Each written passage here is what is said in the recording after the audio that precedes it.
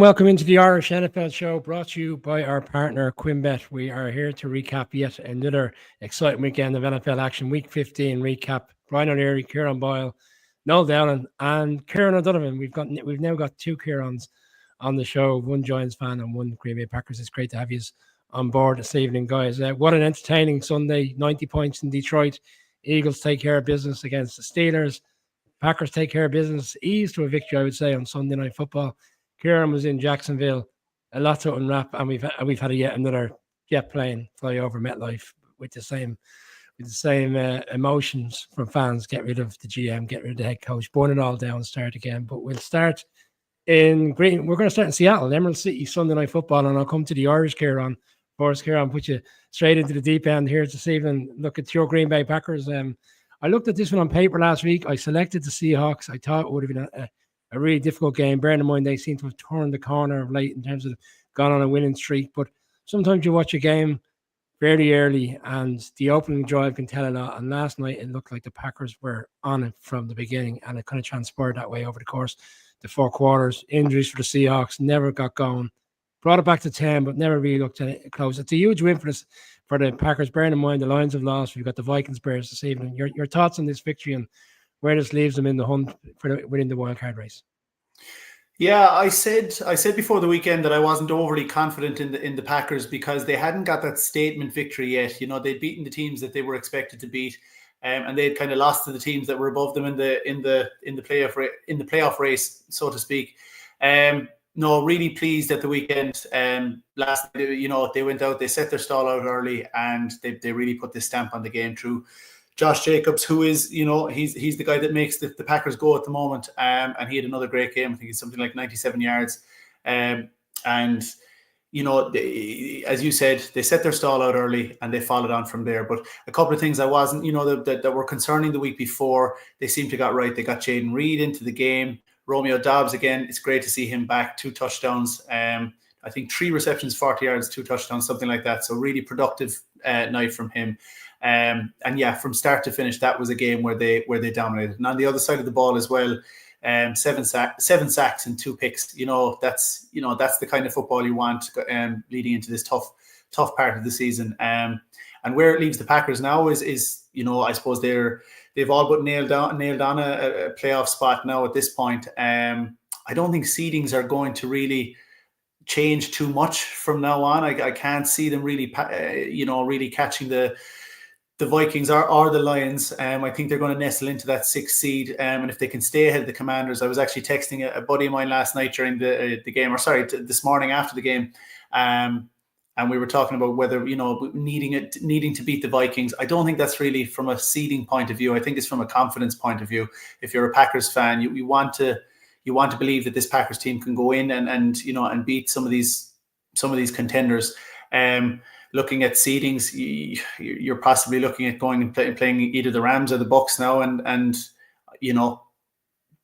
both of those would be a tough prospect. So whether you're the 5th or 6th seed, I'm not too sure it makes a whole pile of difference. But really, really positive night from a Packers point of view. Kieran, in a season where Saquon Barkley and Joe Mixon and various other running backs are getting a lot of attention for the moves in which they made in the stellar seasons, have people been sleeping on Josh Jacobs? Because he's had a fantastic run of play. We saw recently 3 touchdowns against the Dolphins. He backs it up. He seems to back it up every week. Whilst they're spreading the ball around offensively, and even Watson had a quarter game last night. It's like one player steps out, the other player steps in. Jacobs has been the leading light throughout the course of the season, and he's kind of someone sitting under the radar. He doesn't seem to be getting, I would say, a lot of the credit compared to other running backs across the league. Yeah, I think that's more to do with the fact that he has a slower start to the season than a lot of the other kind of impact running backs. But you're right.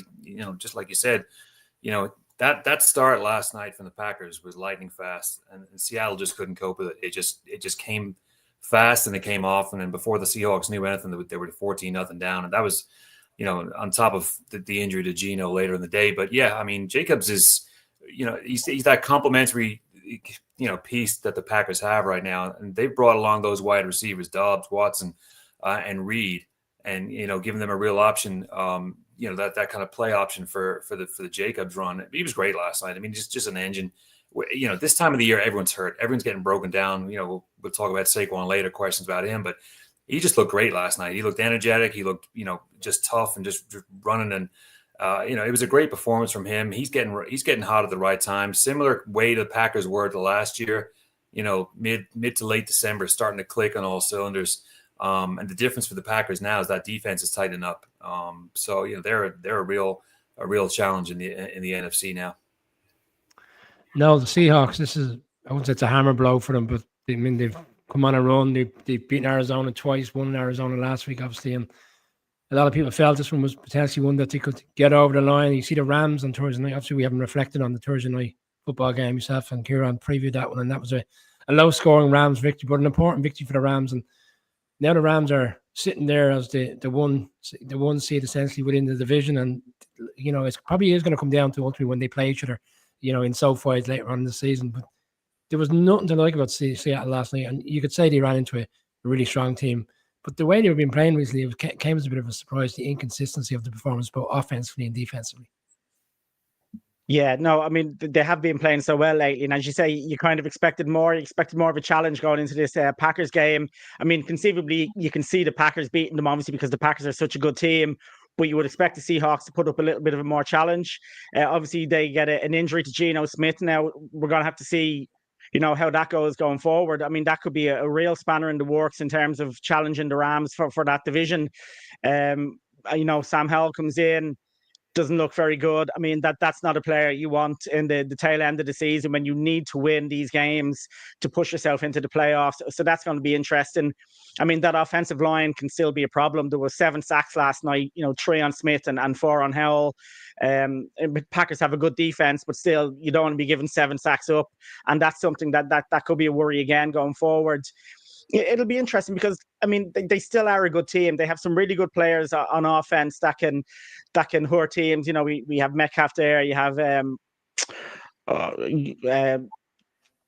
Chardonnay, is doing really well. Sorry, I'm completely blanking there now. As well. You got Smith and Jigwood playing very well. Yeah, you've got Smith and Jigwood coming in there. As I say, Tyler Lockett as well is another option. So, they have good players there. Their offensive line does worry me a little bit. So that's something they'll need to kind of solidify, especially if they do have an issue going forward at quarterback. And then they have a good defense. The defense can step up. They have some really good players in there. But it's going to be interesting now. It's going to be, we're down to the last 3 weeks. They're well in with a chance on this division, but they're going to need to really step it up now and make sure they can push on. And last night is a bit of a hammer blow because they got themselves to the top of the division and it was going to be a question of could they stay there? Well, they didn't stay there for very long, and they're going to have to really kind of pull together now to see if they can get back on top. Stateside, Kieran, 90 points in Detroit last night. It's probably lived up to the expectation everybody had. Everybody felt this would be a back and forth game. But the Bills came out very strong, very early, got up to 14.8. It just felt like a Lions team, as well as they've been playing. These just had too much to chase last night to try to keep up with this Bills team that right now just look, they're moving in such a right direction within the AFC. We're going to come to the Mahomes injury and whether that's a factor going forward. But it's not just about the loss now for the Lions today. Montgomery's been confirmed as gone for the season. They've got injuries on defense. I mean, is the game lost the bigger story, or is it the injuries that are going to come? Because they've still got some tough games coming down the stretch. And the Vikings win a Monday Night Football, 3 teams sitting on 12-2. It's a big loss for them, really, in terms of where they're at. Yeah, I think the injuries is the biggest story. Losing Montgomery is going to be a huge blow. I mean, they've already lost plenty of people on the defense, but Josh Pascal took another injury yesterday. But the Lions, that kind of IR list is starting to look like a triage unit right now. There's a lot of injuries piling up. I wouldn't be overly concerned about the record right now. I think they're in a really good spot. They played some great football. I mean, that game yesterday was, again, anytime the Bills or Lions play, we all love watching it. It's an offensive display. Star players out, playing their best, putting out a show for everybody. And again, 48-42. What's to complain? I mean, it was a great game, but I'm not overly concerned about the Lions, record. But the injuries are definitely going to be something that they're going to have to, obviously navigate. But that's going to be in the back of their head, on top of Campbell and his questionable play calling. But the onside kick was a direct consequence of them fearing and being scared. Josh Allen scared the hell out of them. They didn't want him to get the ball back again, and they were going to try and do everything they could to keep the ball out of his hands, which is probably one of the main reasons they went for the onside kick. But just just two teams that are going at it. I mean, Goff had 5 touchdowns. I mean, any other day he's getting a win in that game. He did take a couple of sacks, but Allen, every week we say, is this it? Is this the MVP game? And he just keeps racking them up. It's another game with 30+ points with the Bills. But going back to the Lions, I'm not overly concerned about their record and their performance. Campbell's going to Campbell. We all know that. I mean, if they do end up, who wouldn't love this Super Bowl matchup? But if they do end up in the Super Bowl, he's going to pull some crazy stuff again. Skipper got a touchdown. And notwithstanding that onside kick, just, displays of excellent fields. I would be very concerned about that Montgomery injury. It's going to put a big dent in the Sonic and Knuckles tandem and their and what they're able to put out. But I mean, even if the Vikings do get that win tonight, I would still fancy the Lions to take the North. Kieran, we all have an opinion on Dan Campbell's strategy offensively. 4th downs, going for onside kicks yesterday when you're down by 10. Probably the nearest they've been all night in terms of getting back into the game. Were you surprised at that stage? And what's your thoughts? Because he, like as Kieran rightly alludes to, he lived by the sword, you die by the sword. This is the strategy. He's never going to change. But I thought last night's one was a bit too much at that stage of the game. I thought give the Bills the ball back so he can stop them and try to get back into it. It was a killer blow because immediately the Bills go down and score within 3 plays. Yeah, I mentioned last week that I thought the decision to go for it on 4th down against the Packers was a needless one. I just didn't want to dwell in it because I didn't want to sound like a Packers fan with sour grapes, But I thought this one again was a step too far. Like you loads of time on the clock, and I get Kieran's point that Josh Allen, they didn't seem to be able to have an answer for Josh Allen at the time, but it was just, in my opinion, it was just too risky. And again, we said it on the show last week that the longer you go into the season, you just don't want a moment like this to end your season or to catch you out. And look, losing this game isn't the end of their season. It's not the end of the world for the Lions.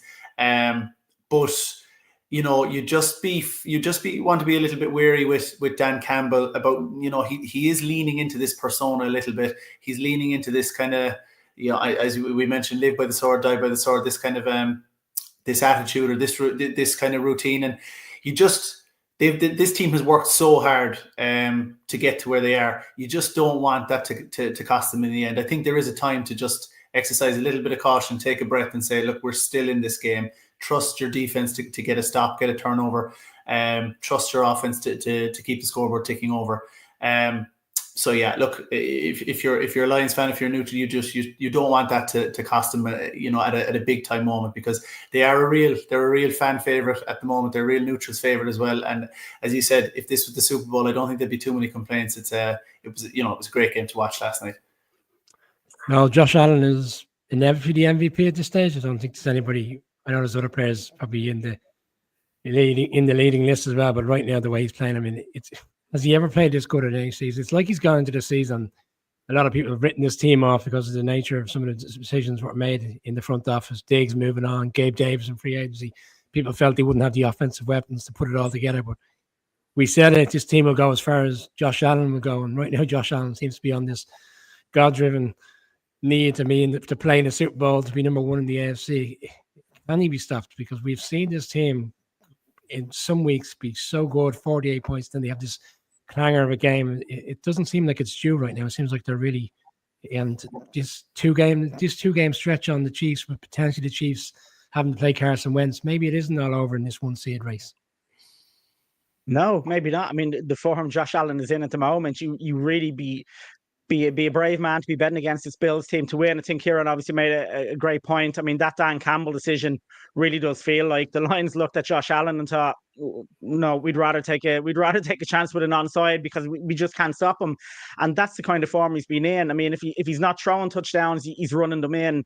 I think he's at 25 and 25 touchdowns, 5 interceptions this season, which is, obviously that's a great kind of return from your quarterback, and he really is bringing all these other players into it. I mean, you could imagine if this receiving core and maybe this team had the majority of other quarterbacks in the league, they wouldn't be doing what they're doing. I genuinely think it's Josh Allen and his talent that is really bringing these guys in. And it's not the same guys every week. You know, when you look at the receiving stats, the yards, they're not overly impressive. He is spreading the ball around. I mean, you could have Amari Cooper last week with 14 targets. This week he has none. You know, Khalil Shakir comes in this week and he takes, and again, his stats aren't massive, but they just do enough. Josh Allen then complements that with what he does in the run game, and also their own running backs cooking the run game adds into it as well. And it just feels like they have that combination with these guys there perfectly. And this is an offense at the moment that have scored 90 points in the last 2 games.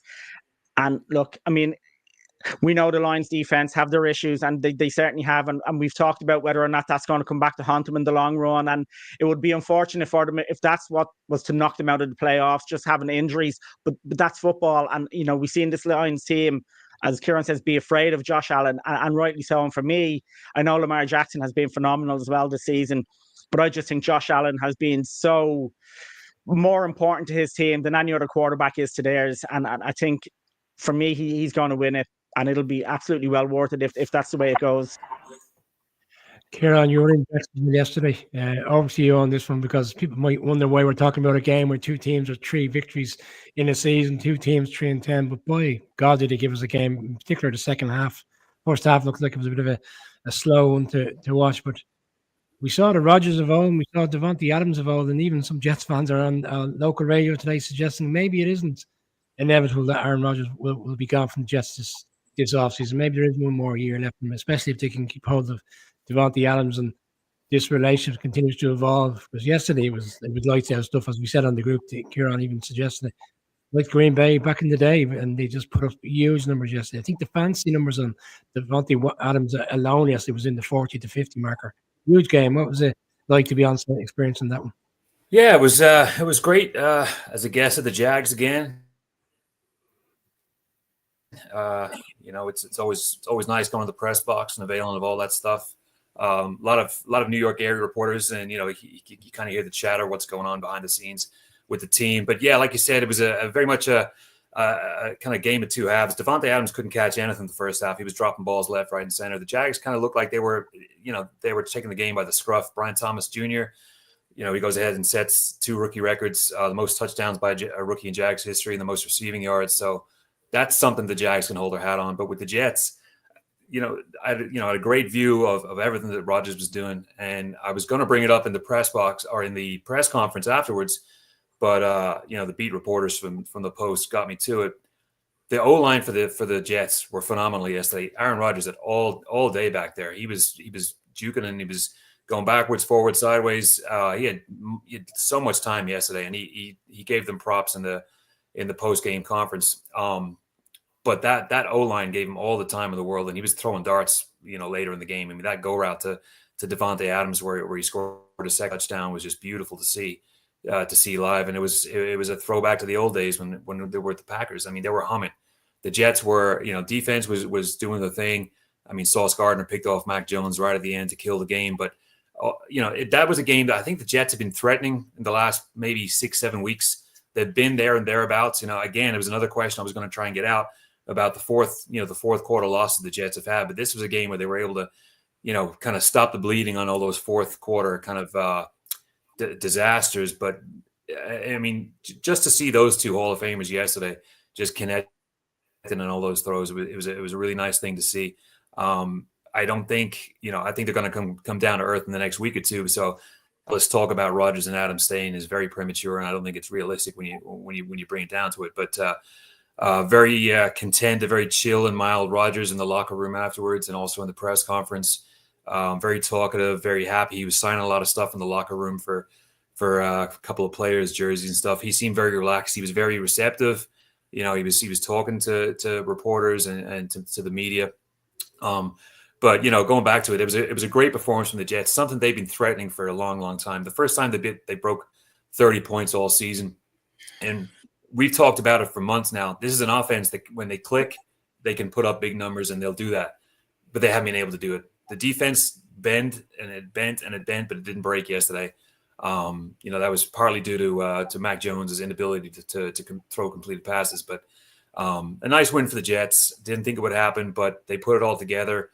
Nice sunny weather down in Florida. I know the Jets have been down there for the last 2 weeks, so they were able to avail of the conditions. And, it was a nice win for them. If it's going to matter down the line as regards to, Rodgers and Adams staying there, I don't think it will. But for at least one Sunday, Rodgers felt like his old self. Kieran, we're a day away from Rodgers' documentary being released on Netflix. Obviously, you're newer to the show, and Kieran's been quite outspoken about the Jets over the course of the season, and we've all shown our tuppence worth in. What have you made of this Jets season or this Jets circus? Because that's what it feels like every year with this team right now. Oh, it's been really disappointing. I've mentioned a few times I was hopeful. I wouldn't have said I was overly confident in them having making as much of a run as they were hyped up to do. But it's been one disappointment after another. I know I've been outspoken. I don't think Rodgers has helped himself. I saw the trailer for that documentary, and all I needed to see was Aaron Rodgers having his feet massaged on a plane, and I don't think I want to see it. It made me a little bit nauseous. But he was the Jets' leading rusher yesterday. He had 45 yards rushing, so that was a bit of an anomaly as well. No, look, it has been disappointing, and I agree with you, Kieran. It might just have been one last day in the sunshine for these two guys. But it'll spark a little bit more conversation, and people will say, if the offensive line can be that strong, and if the lads can keep their chemistry on point like that, well, maybe there is another year in this tandem. I'd look more, I'd be looking more to the likes of Garrett Wilson there, and looking at how hungry he is on the sideline to get more involved, and to say, look, if you do move on from Rodgers, maybe there's scope for Adams to stay on it, because they could be a really, really good tandem for another couple of years. A really good receiving core. So look, it remains to be seen what the future is for the Jets. It has been a massive disappointment. A lot of chaos and a lot of dysfunction.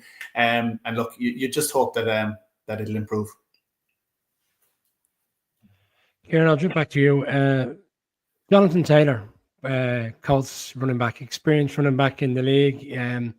Many team would have desired to have him in last year before he signed that contract. Obviously, there was a bit of back and forth whether he was going to leave the Colts. Even at one stage considered a trade request. We've seen quite a bit of like this season and previous season. We saw yesterday the Bengals defense, pick off Will Levis. They're running it back into the end zone and release the ball at the very last second. Seems to be a bit of a trend. We saw it with the Jets early in the season against the Texans on a Thursday Night Football. But this one really surprised me, because the other ones that happen tend to be young, naive players that are on a wet day in the league. This is a player that is well established. He's one of the leading lights for this team, and it was such a crucial piece in the game. Anybody who doesn't watch that game yesterday, or doesn't watch the highlights, or isn't in on red zone last night, would have seen a score and said, okay, that's reflective of the season which both teams are having. But that touchdown goes in, it's 27. The Broncos had 3 turnovers. Bo Nix wasn't having the game which we've seen recently. And by and large, okay, things turned quickly. Bo Nix then had 3 touchdown passes, one laid on the court and something to put the game away. But that's a killer blow. And like, that game was only going one way if that touchdown had went in. Yeah, I mean, that's, like you said, that's something you see younger kids doing. I mean, you see it all the time in high school and college ball. It's a trend. I don't know what goes on. Peyton said afterwards, if it happened for a player on his team, what he would do. And I think he said something along the lines, he couldn't repeat it. He couldn't repeat what he would do. But it's just, I don't get it. But there was a sliding doors moment. I mean, that ball is dropped short and the game changes. They would have, like you said, they would have been up 27. It would have been a totally different game. Now, who's to say the Broncos wouldn't have, balled out and did what they did? But I mean, that's, you're looking at coaches, and their livelihood after that. I mean, Colts fall to 6-8. A win would have been really big for Steichen in a crucial season for him. But it's plays like that not just affected the outcome and the score, but coaches' careers. I mean, notwithstanding the junk they pulled off with Adonai Mitchell later on, but just to move off slightly off the Taylor thing. A lot of bonehead plays in the league yesterday, but that picked off pass that Nick Bonito grabbed from Adonai Mitchell. I mean, that was just, it was like a comedy of errors at the Colts yesterday. There was so many errors around the place, notwithstanding Richardson and what he was doing. But it's a terrible decision by Taylor. and then the pickoff that went back for 6. Steichen said, "Oh yeah, we've been practicing it all week." Well, of course it's come off in practice because you're playing with your own players. You're not going up against Pat Surtain or Nick Benito or Pro Bowl players. You're going up against the practice squad or third stringer. So that was an odd thing to say, but I mean, it'll happen again. We know it will. It's going to happen somewhere, whether it's in college this season or later on in the league. And it's mind blowing when you think about it, because you couldn't translate to another sport. I mean, you couldn't see it in soccer. Like we saw Balotelli way back in the day trying weird stuff in front of goal, but it's that the consequences of what he did are so far reaching for not just for the Colts but for Steichen, their record and the course of the game. So I don't understand it. Nobody does, but a huge sliding doors moment in that game. No, I was going to take a different tact on the Broncos win. It's more so the injury concerns to Patrick Surtain, who arguably is one of the best cornerbacks in the league. And the last final drive, the game essentially is over, and yet they have arguably one of their best player in defense still out in the field. It's similarities. I'll come to it, Patrick Mahomes, shortly when we go into the next segment. And we've seen it over the course of the last few years. I remember the Chargers put everybody out in a nothing game for them. They lost a number of wide receivers, then didn't play in the following week in the playoff game. And they're talking about a high ankle sprain. For me, it's Thursday night football. It's a quick turnaround. They're in SoFi against the Chargers. He's the leading light on this team. We saw him yesterday with the interception. If he doesn't play Thursday, it kind of changes the whole the dynamics and dimension of this game against the Chargers. Yeah, look, it absolutely does. And football is football. People are going to get injured. But when you have a game in the bag, you don't need to have your best players in there, especially the position they're in at the moment. They're going really well. I mean, they're well in for the playoffs there now. I think they're 3 games ahead of the teams who are outside the playoff hunt. But still, this is your best player. Your defense is your bread and butter this season. The offense has done really well with Bo Nix, and they've kind of surprised people. But it's this defense that is keeping you in games. That's up there among the best defenses in the league. And you don't need your best player on the field when you've got that game won, because we know anything can happen. Just the smallest divot in the ground, somebody, can have a non-contact injury, and it's just not worth it. And when you have that game in the bag, it's time to just bring a few players out, put a few in, and just rest them. So, look, it's easy for me to say from here, it's football, it happens, people get injured, but he will be a big loss. He is arguably, as you say, the best cornerback in the league. And to lose him would be a big blow for this Broncos team. Again, the thing is, though, the playoffs are a few weeks away. You would hope he's back fully fit no matter what by then. And maybe you need to rest him for a week or two just to kind of let him heal and not rush him back too early if there is an issue with that ankle. But yeah, it's just one of those things. But you would think that, when it's in the bag, take the best players off, let them get their rest and get them ready for next week. So we'll have to keep an eye on that. There'll be a lot of Broncos fans now will be sweating on the news to see how he is. Irish pace, Kira. I'm going to close out this segment with the Chargers books, because the Broncos are going to play the Chargers on Thursday Night Football. We'll be previewing that one later in the week. But we spoke a few weeks ago on the show around, despite the losses that the Bucs were having and the record in which they had a 4-6, it wasn't really reflective of how well they've been playing. Went into Kansas City on a Monday Night Football, lost a tight game to the 49ers. They've gone on a run, and this is again just kind of proves where this team are, because the Falcons are falling off. A lot of people had the Chargers as favourites going in, but they put such a beat down on Mike Evans. You've got Baker Mayfield. They're playing at another level. You've got 2 complementary running backs. They've got a lot there that can really when they put it together, they can really put it up on offense. 40 points yesterday, it's a huge number to go into SoFi. It looks inevitable they're going to win this division again. Yeah, and like 40 points on the Chargers, who are getting a lot of credit for being a stout defense and a well-organized team, with Harbaugh at the helm. I picked the Chargers at the weekend, and I don't think I was high enough on Baker Mayfield. I've given him a ton of credit, but he's just such a competitor. He's just, he really has, he's just re-sparked or reignited his career again. I mean, he had a 135 passer rating. He had 5 incompletions, 22 of 27, 288 yards, 4 touchdowns and a pick. And then Mike Evans, 159 yards, 2 touchdowns. And some of those catches that Mike Evans made were absolute dimes, dimes of throws by Baker, but just unbelievable, incredible catches by Mike Evans. He is, again, he's still one of the best receivers, if not, if one of the top 3 receivers in this league at the very least, I would say. He's such a weapon. He's so big and tall, and he's so athletic.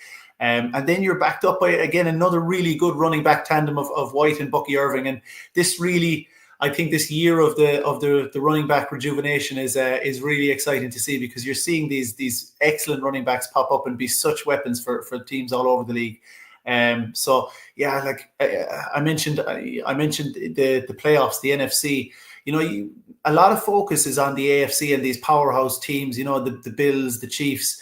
But geez, there's a lot of plucky teams in the NFC who really could scare teams if they get into the playoffs. And if the Bucs are there, I don't think anyone can feel overly comfortable, especially having to go in and play them in Tampa Bay. So yeah, look, really impressive from the Bucs last night. We're going to talk Chiefs, we're going to talk Eagles, and we're going to talk Steelers and the loss for them and the impact after the break. We're just going to take a quick short break on the Irish NFL Show.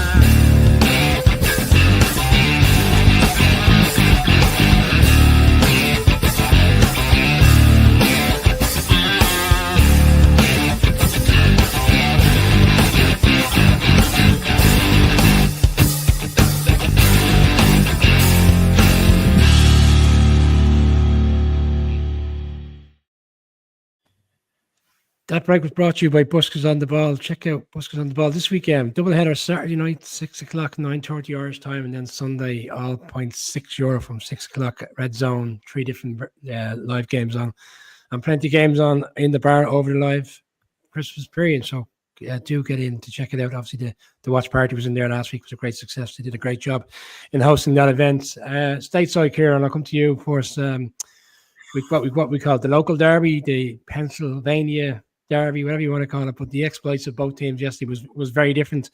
I never really felt the Steelers were going to win this game. I always felt the Eagles would win. I wouldn't say comfy, but I thought they were on the right side of this one. It kind of, we spoke about it time and time again. The Steelers are doing really well in their own right, but you kind of get that feel when they come up against the upper echelons of the league, will they be able to live with them? And they did for, I suppose, the first half, but over the course of the 4 quarters, it was very clear which team is going in the right direction, in terms of the longevity of their season. And look, the Steelers are going to the playoffs, and they've got a big one on Saturday against the Ravens. But this was a comfortable enough game for the Eagles, bearing in mind people kind of suggested that the Steelers, in their own right, could go in and knock them off.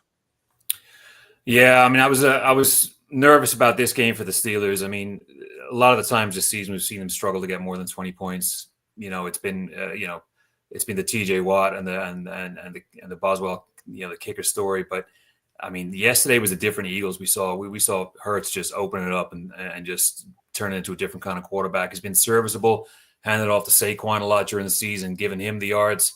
And of course, Devonta Smith and AJ Brown have been injured at different points, but yesterday they put it all together and it was frightening.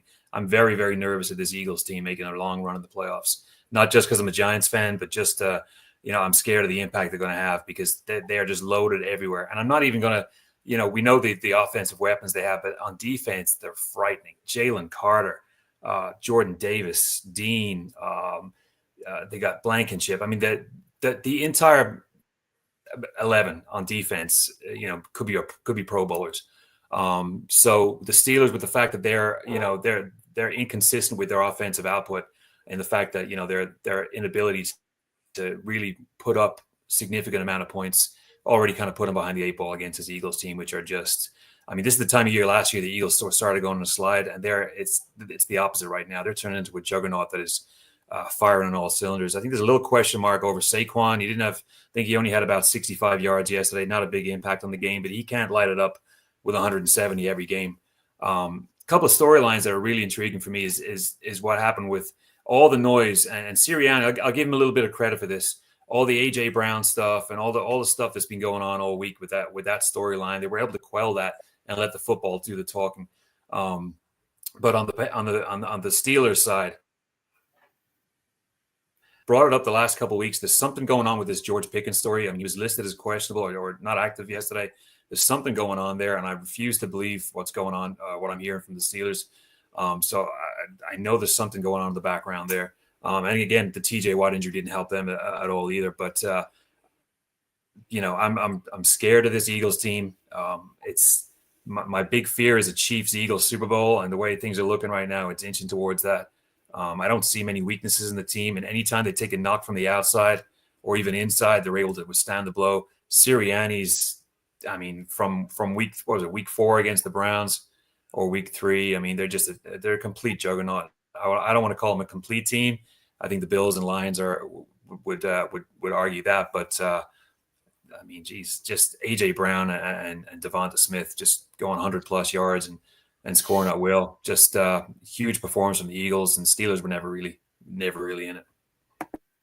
No, Mike Tomlin's a fantastic head coach. This is a true test for him this week. Bearing in mind they're playing Saturday against the Ravens. He looked a very frustrated soul on the sideline yesterday. There was one kind of scene with one of the referees after there was a big skirmish in which he was basically telling the referee to get out of his effing face. He was so annoyed at the lack of flags that were being shown on the Eagles side. But look, in a way, I wonder, did he acknowledge that they're up against a much better side yesterday? And the bigger picture for them, obviously, is to beat the Ravens on Saturday, which was essentially secure the division. And right now, you look at the seedings, and they would play the Broncos. And if that is the case, what a storyline! The Russell Wilson redemption story will be. I suppose that'll bring the scrutiny and the hype of that game if it is a playoff game. Well, that would just be perfect, wouldn't it? Media-wise, people would be jumping all over that one. Yeah, look, I mean, Kieran mentioned the players that the Eagles have, and I mean, I do like the Steelers team this year. On defense, that's the real bread and butter for this team. Their offense can be a bit hit or miss. It definitely got better when Justin Fields went out, and they made that change at quarterback. But still, you always feel like, as Kieran said, they don't score a lot of points. They can have weeks where they look really good, and then they can have other weeks where maybe it just doesn't seem to click. And George Pickens is a player that, whatever is going on there, that they do need on the field. But next weekend is going to be massive. It could, in a way, be their whole kind of season, because if they were to lose to the Ravens, then you don't know what way this team reacts after losing to the Eagles. But again, look, there's no disgrace losing to this Eagles team. Kieran covered it. This is an awesome team. I mean, I have them second to the Lions in the NFC, but that's a fit Lions defense. With this Lions defense decimated the way it is, you really could make a case for this Eagles team being the number 1 team in the NFC. And the Steelers, look, the TJ Watt now, we're going to have to keep an eye on that, because he will be a big loss next weekend if they don't have him there for the Ravens, because we know what this Ravens offense is like, and Lamar he's up there with a shout at MVP for a reason. This guy is awesome as well. So the Steelers are going to need that vaunted defense to really be on form. But again, it is in their hands. They win this game against the Ravens, and then, as you say, that's pretty much the division there for them. It's just going to be interesting to see now how they come out of this Eagles game, and if they can kind of get back on track again. Irish-based Kieran, I'll come to you on the Chiefs. 21-7, and people will say, "Oh, that was a comfortable win." It's been quite some time since the Chiefs have won a game comfortably going into the fourth quarter. And the biggest storyline now is obviously Patrick Mahomes and the injury. Week to week, high ankle sprain.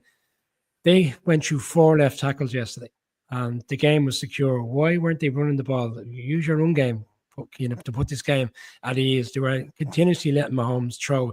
You're kind of asking for trouble. Bearing in mind the offensive line is struggling over the course of the last couple of games. They're in and out players, and yet they're continuously allowing Mahomes to throw. And now, I wouldn't say they brought it on themselves, but it's a concern now, because it could change the whole dynamics of what's ahead. They're going to play the Texans on Saturday. You wonder what the Texans are going to be like now, obviously, because they've wrapped up the AFC South. But some bigger games to come. And then we've seen it before with Mahomes. When he gets into the playoffs, he stumbles along with injuries, but ultimately he's not at the same level in which we've seen when he's fully fit. Is this a game changer in your view?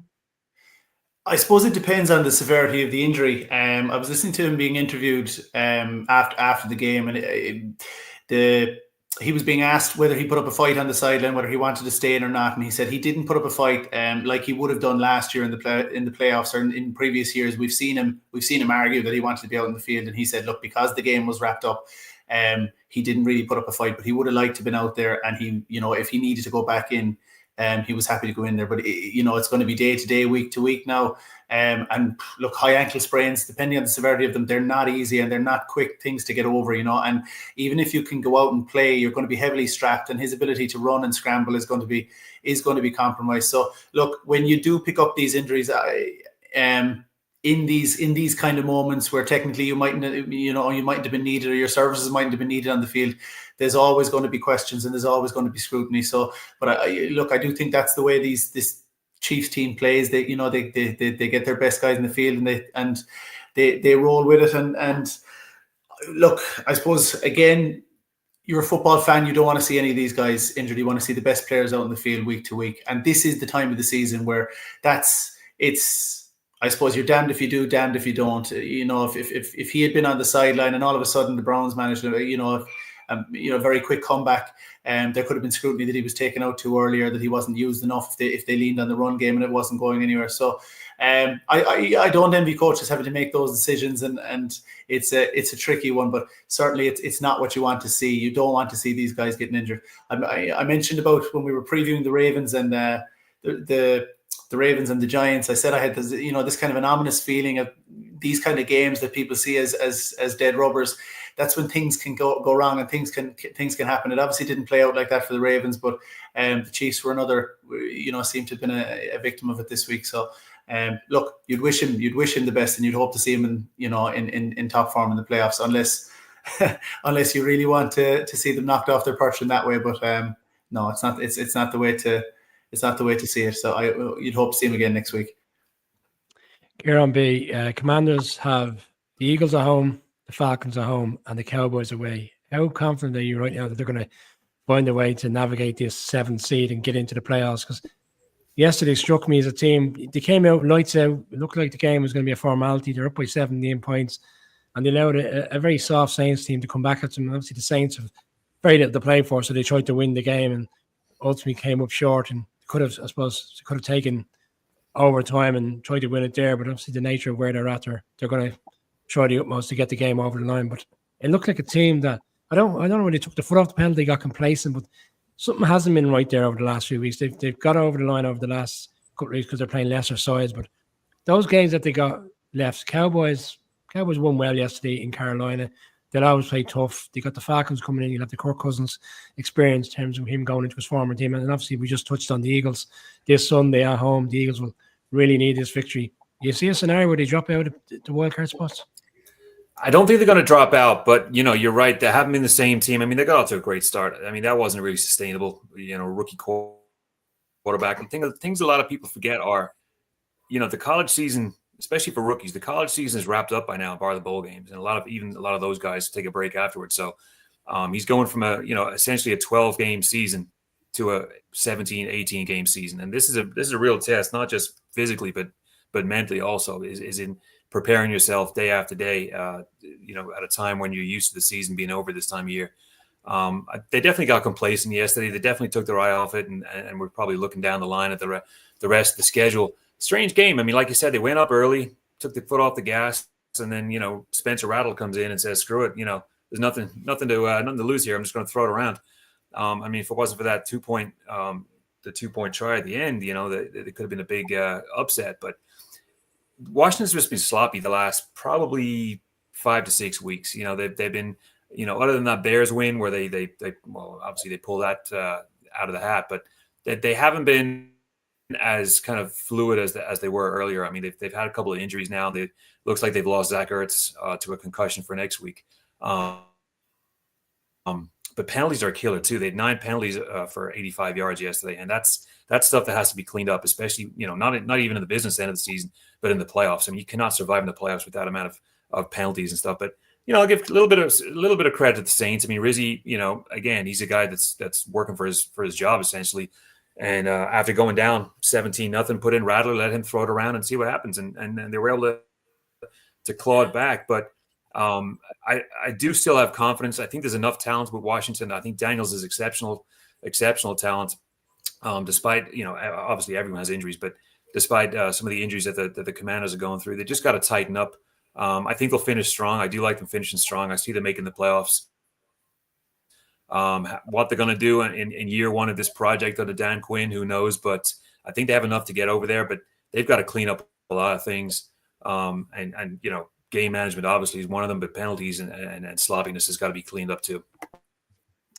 Now, Derek Stingley for the Texans again showed what a fantastic player he is, and he picked off Tua twice yesterday in critical moments in the game. It looked like the Dolphins were about to potentially go in for a score or go for a 2-point conversion to try tie it up after the Sanders earlier miss on the extra point. For a Dolphins team that, look, I selected them, I thought this might have been one that would be a bit more comfortable. They're not going out on adverse weather conditions that could have suited them. Texans team have been a bit up and down, and even yesterday, I wouldn't say the Texans played very well. Offensively, they're stuttering. They've kind of have that feel of a team that, I don't want to do a disservice to Texas fans, like the one and done scenario. They'll go into the playoffs. They'll have a home game because they've won the division, but if you got them in the playoffs, you'd fancy yourself to go in there on the road and beat them. They're just not playing at the same level as we saw last year. Their offensive line has really struggled this year. We're seeing it with CJ Stroud. We're not seeing anything like last year's production. Is this a team that worries you? How competitive are they going to be down the stretch? The division is wrapped up so soon. How will they play the next few weeks? Are we going to be just talking about this scenario where players are getting injured when they shouldn't be playing at all? Yeah, look, when it comes to the Texans, I mean, they were one of my picks for the Super Bowl, but obviously I've backed well off that now. I think they're a team that have been very disappointing this year. Look, they've won the division and they'll say that's their job. That's what they need to do. And they're in there, but they do feel like a one and done team to me now at the moment.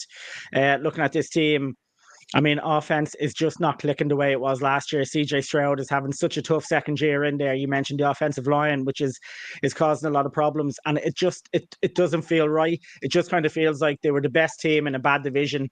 And that's kind of put them through there. So I having such high hopes in preseason, I don't hold much hope for them now, getting into the playoffs. I think it could be a rather short one. But then who knows? Knockout football, anything can happen, but they don't fill with confidence. And the Dolphins are the very same on the opposite side. I mean, for me, they're a team that have players who are so much better than they've shown up this season. They were 3 bad interceptions by Tua at the weekend. But, this has just been a team that should have been so much better for me, but they just, like the Texans, only obviously worse, they just haven't clicked for whatever reason. It's just not working. I know now there's a lot of talk about Mike McDaniel and whether he's on the hot seat there now. There's a bit of kind of discontent kind of growing in the Dolphins fans, and I can understand why, because they have good explosive players there. I mean, Tyreek Hill has had such a poor season for me. You expect a lot more from a player of his quality. I know they lose Tua for a little while, but still, there's more to it than that. This Dolphins team shouldn't be just getting 12 points. But the Texans defense stepped up yesterday, did what it needed to do. I think there's a lot of questions over this Dolphins team. It'll be interesting to see now, when the season is over, what happens there, because I think there could be some changes because, as I say, they have the players. It just hasn't clicked for them. And they're a team now that, it just maybe it feels like Mike McDaniel has hit the end of the road with this team. He was so hyped up when he got in there, and he had some great plays and great schemes, and it just hasn't worked now. So yeah, two disappointing teams for me. The slightly better team won, and both of them will have to look at themselves. Irish-based Kieran. I'm going to have to figure out next time around what I'm going to call the two. This is it'll get confusing for me after a while. Noel mentioned Dolphins being potentially an explosive team. Well, one team that really is an explosive team, and I wonder, are the fans the most frustrated fans in the league? Because this Bengals team have been putting up huge numbers over the course of the season offensively. Burrow's numbers are lights out. Another 30-point game for them yesterday, and yet they're 3 games out of the playoffs. Their defense can't stop anybody. Even yesterday, this Titans team, who were quite poor, so we're able to put a huge numbers up on them. Are we going to see a scenario where defensive coordinators are losing their jobs because we're only a year or two removed from their defensive coordinator being one of the hottest commodities in the league in terms of potentially being a head coach, and he stayed in Cincinnati, but it's just clearly not right there. Nothing has worked for them defensively this year, and offensively has saved them over the course of the last few weeks. They beat the Cowboys, beat a Texans team. It's just a frustrating time because there's so many talented players on offense. Yeah. Talent is the word. I mean, bar Cam Taylor-Britt, you don't see too many stars on the defensive side for the Bengals, and even he's had his struggles as well during the year. They just, as you said, you can just score on this Bengals team, and I mean they're having to put up 30 or 40 points just to be competitive in matches, but God, they're entertaining to watch. They're absolutely fantastic. I've mentioned fantasy football a few times on this show, and my poor form.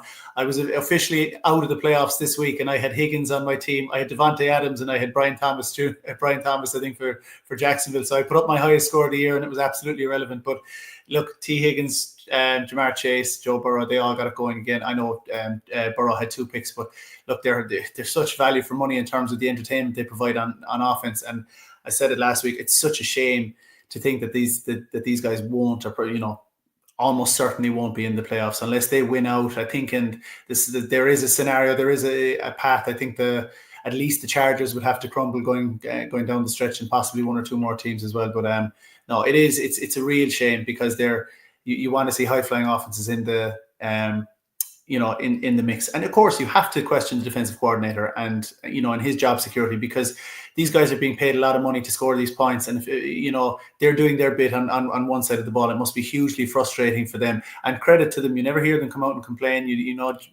Joe Burrow, in fairness to him, he seems to say the right things.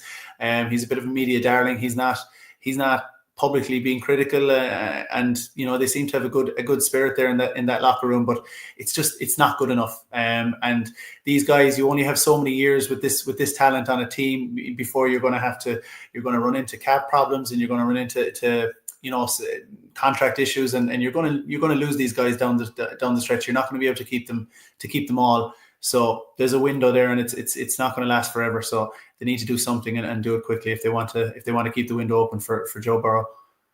Their playoff permutation is finishing stronger than the Dolphins, stronger than the Colts, and either the Broncos or the Chargers to go 0-3. Either one of them. It looks like it's too big an ask. Here, as we wrap up the show, last week we wrapped up with the Giants and the dismantlement of the Giants yet again this week, in particular against a really strong Ravens team. We spoke about airplanes going over the stage. I mean, it's $1,500, by the way, to get an airplane to fly over MetLife for 25 minutes. I got that confirmed today by a beat writer in New York. So, look, what's the take this week? Because they were on a hiding to nothing. They end up having their 4th quarterback of the season out there. David is suggesting he didn't even know anything about the airplane after the game. And now yet again, the stories are coming out this evening that it's unlikely that either of them will lose their job. In a year where it's the 100-year anniversary, they've got 1 more home game to go against the Colts. They, in all likelihood, probably won't win that game. To go a whole season not win a home game, and yet find a way to maintain your in situ in terms of your role, it's bizarre. You're still not convinced that is the case. Oh my God, I can see no way that Shane and Dave will survive this. The team has quit. There's only from watching yesterday, there's a handful of players that are still playing hard. Brian Burns, a couple other guys, Tyrone Tracy. The rest of the team have either quit or they're just looking where they're going to end up next year. They're talking the regions. No one thought the Giants would win, or nobody thought the Giants would put up any kind of performance, which is pathetic when you think about it. It's almost like they're playing in a different. It's like the championship in soccer. It's like the NFL is the Premier League, and it's watching the Giants is like watching an XFL team. It's not real football. And then when you look at players like Lamar and people like that, you realize the gulf in class and what's going on with the Giants. The Giants, this is the worst. And every single week I say this is the lowest point, and this is the worst. I've been a Giants fan since the 80s. There have been some bad years in there, but this is uncharted territory. 0-8 at home in their 100th season. That the fact that they could go winless at home, that should be enough to get rid of to clean house. I mean, the roster needs to be gutted. People talk about Shane and Dable surviving this. I said after the Panthers game a month and a half ago, I said that was it, and I stick with it. I don't think any way Dable survives this or Shane survives this. Mara's got to look at what's going on in the background. There's a lot of kind of friends and well wishers in the office back there. But it's really sad because this is a storied franchise. This is one of the original teams going back to 1925, and the way that they've the way that they've gone about business is just we've talked about we've talked about the draft picks and the mistakes they made, but just with the empty seats. The apathy, and that's what it is now. It's apathy. It's pure apathy. If you're on social media, if you're listening to any kind of sports shows in the area, it's apathy. People don't care anymore. There's no anticipation of a game because they know they're going to lose. There's nobody to root for other than Neighbors, who's who's going to be a quality player. But other than that, it's just apathy, which is the enemy of, and it's what the last thing Mara wants to see. There'll be another plane flying wherever wherever they're playing next week. I can't even remember where they're playing, but that home game against Colts, they'll definitely be a plane over that, and they'll keep playing. They'll keep flying. They'll keep making demonstrations. This is the saddest time to be a Giants fan, and it's truly pathetic what's happening with the team. The fact that Dable and Shane are even discussed as being safe baffles me. I think the team has quit on Dable, and Shane is 1 foot out the door. So these are very sad days in East Rutherford. Yeah, I didn't think you're getting as bad as what we experienced towards the back end of the Joe Judge era, where he went off in a complete 15-minute meltdown in a press conference, and then they were taking knees and on the 2-yard line. But over the course of the last month, it's been quite awful. But look, we'll bigger and better days ahead for other fans and other teams in the league, and we'll be discussing all those games and all those big key battles for the playoffs on Thursday as we preview Week 16 ahead of the big Christmas slate of games. But for now, thank you for joining us on the Irish NFL Show.